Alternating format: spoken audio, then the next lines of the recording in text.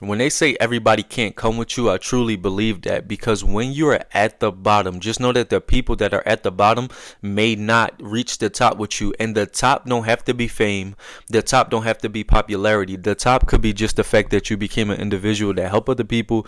You became the type of person that made impacts in other people's lives. You feel what I'm saying? You don't have to be like somebody, big. You could be, you couldn't be. You feel what I'm saying? It depends on your path. It depends on what God created you to do.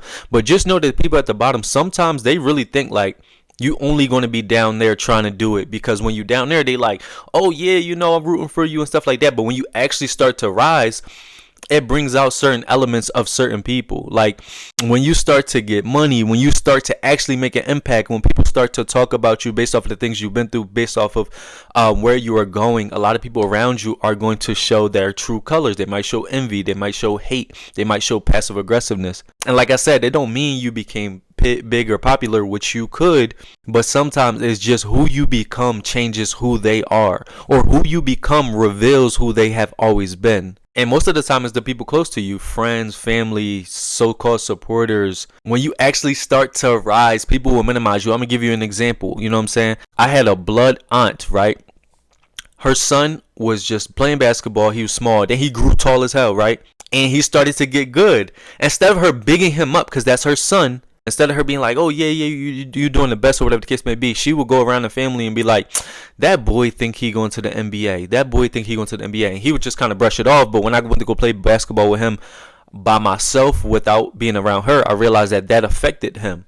And your mother is saying that, so that's going to affect the child. Why you think people like Kanye West is so confident? Because he has mom pushing that into him. Why you think people like DDG became so successful? His dad was telling him like, you gonna be the greatest, or whatever the case may be. Even people like Tank Davis, who didn't have his parents around, but he had Calvin. Calvin instilled a lot of things into him that he didn't have because his parents didn't.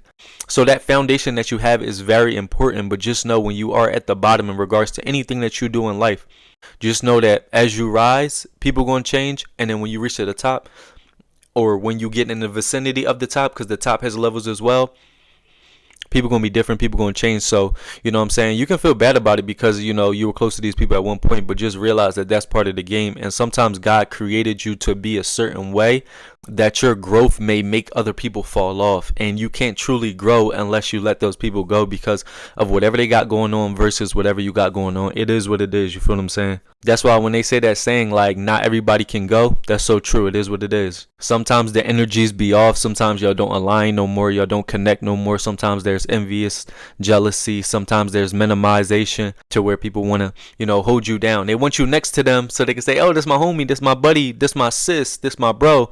But they want to keep you down. So sometimes you got to let people go in order to get where you need to go and grow. You feel me? It's your boy Josh Different. I'm different. You different. We different. I'm out, baby.